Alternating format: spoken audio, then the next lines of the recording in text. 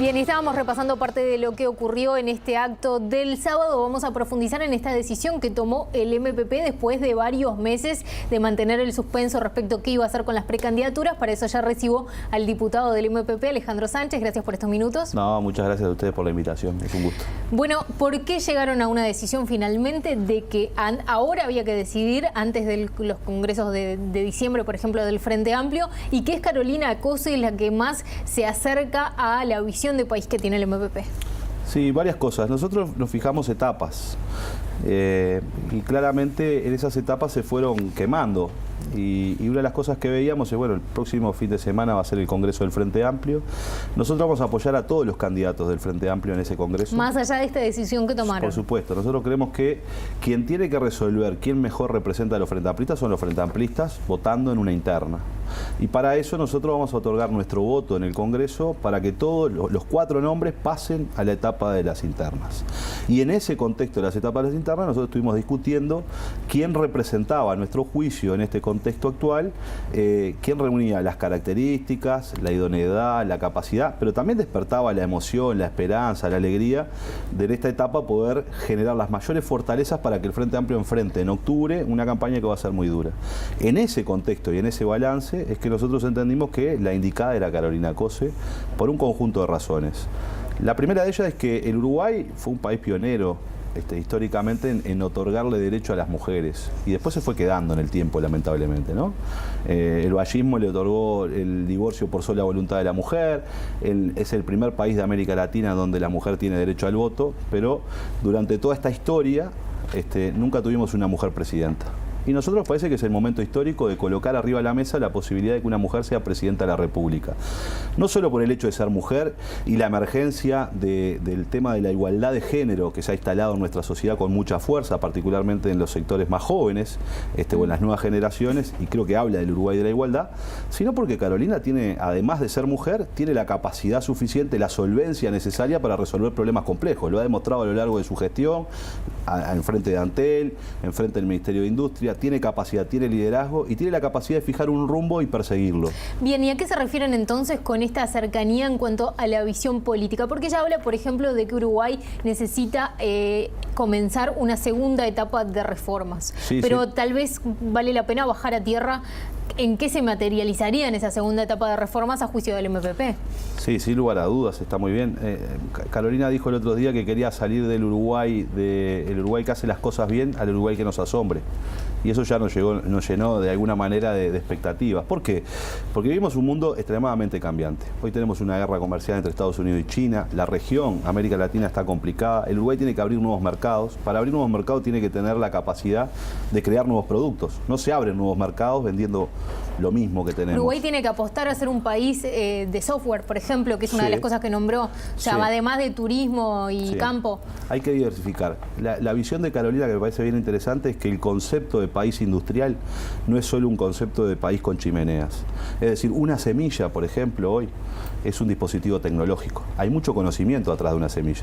Entonces nosotros tenemos que ser vendedores de inteligencia, vendedores de semilla en vez de vendedores de tomate. Para eso hace falta, dicen los que saben, una reforma educativa impostergable y que se ha atrasado en el tiempo, da la sensación. Hay quienes dicen que la reforma ya está, pero cuesta muchísimo verla. No, se está poniendo en marcha. Yo ahora veía cuando ustedes decían en Rivera que se estudia inteligencia artificial, creando, por ejemplo, un nuevo centro de la Universidad Tecnológica. Pero los chiquilines en primaria están saliendo sin saber comprender un texto. Entonces, ahí es donde uno ve las ahí está el gran debate. Ahí está el gran debate de cómo nosotros vamos generando las condiciones para que esta revolución tecnológica, que en definitiva pone en riesgo un conjunto de trabajos que hoy realizamos, le damos las capacidades a las personas para poder acceder a empleos de mejor calidad. Y la educación es un componente central, y yo creo que están sentadas las bases desde el punto de vista de la infraestructura, del punto de vista de la inversión que se ha hecho, como para poder dar un salto en calidad en ese tema. Y yo creo que ahí, en ese sentido, hay que poner mucha cabeza, Ese, por ejemplo, es uno de los problemas complejos que tiene el Uruguay, porque no tiene una fácil solución, no hay una receta en donde una mujer solvente como Carolina nos puede ayudar a encontrar una alternativa y una salida. El sábado, el expresidente José Mujica puso 2 temas bien interesantes arriba de la mesa y que vale la pena un comentario.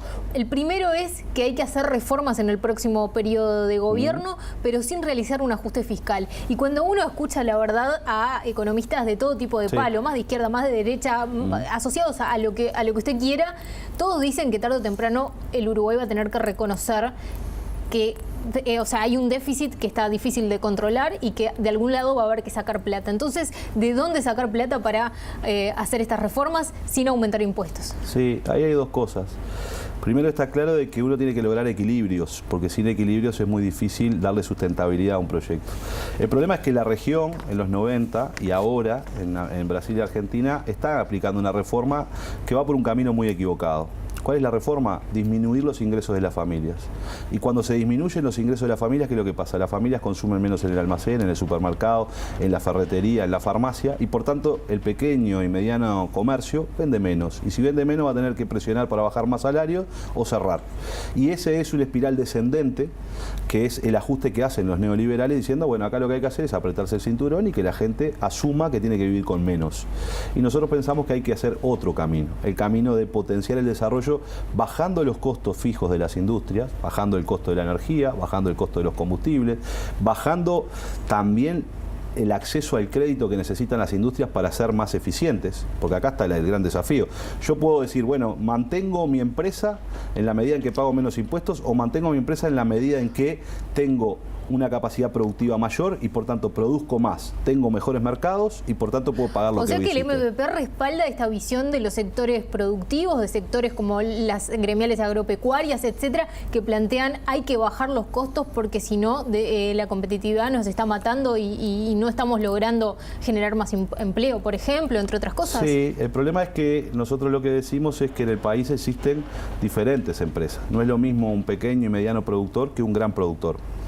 Entonces lo que pasa es que el movimiento autoconvocados trata de decirnos que hay que tratar a los diferentes, hay que tratarlos iguales y no. Nosotros creemos que hay que bajarle a la pequeña y mediana industria, a la pequeña y mediano comercio. La mayoría de las empresas en Uruguay son chicas y El 90% de las empresas son pequeñas y medianas. Y es ahí donde hay que actuar. Y es de hecho, por ejemplo, cuando el gobierno propuso, bueno, entonces bajémosle el costo de la energía eléctrica para los tamberos, que es una de las cosas que sucedió, y para los tamberos determinados, el movimiento autoconvocado no está de acuerdo. ¿No? Justamente porque eso es tener políticas diferenciales que implica al que está más sumergido, porque en este país en los promedios se ahogan los enanos, ¿no? Es el que está más abajo, el que no tiene espalda para resistir, es el que hay que acompañar.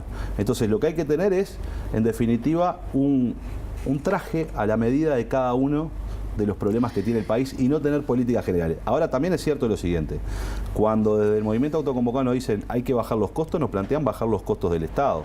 El Estado que es el que ha financiado, por ejemplo, en parte que el Uruguay hoy está entrando en el mercado más sofisticado como Japón porque tenemos trazabilidad ganadera. Bien. Entonces hay que ver qué costos es el que hay que bajar. Bien. Diputado, y para finalizar, y me temo que le voy a hacer una pregunta compleja y le voy a pedir una respuesta breve en lo posible, pero otro de los temas que puso arriba de la mesa Mujica fue el de la reforma del sistema previsional. Y habló de flexibilizar, entre otras cosas. Y uno se pregunta, bueno, el MPP ha sido bancada mayoritaria durante muchísimo tiempo y no ha podido poner este tema arriba de la mesa. Mujica decía, acá hay que cantar la justa porque no le van a decir nunca que hay que hacer una reforma del sistema jubilatorio, entre otras cosas subir la edad para jubilarse, porque hay muchos jubilados y bueno, ese tema no entra en una campaña. ¿Cuál es la postura del MPP? ¿Lo va a impulsar?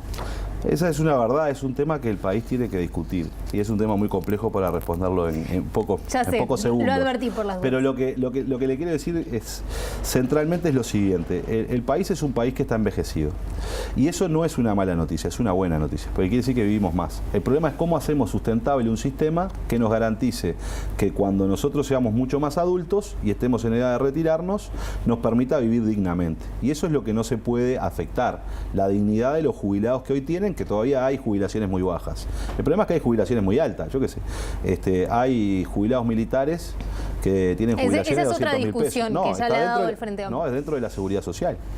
Está dentro del conjunto de elementos de la seguridad social que hay que discutirlo.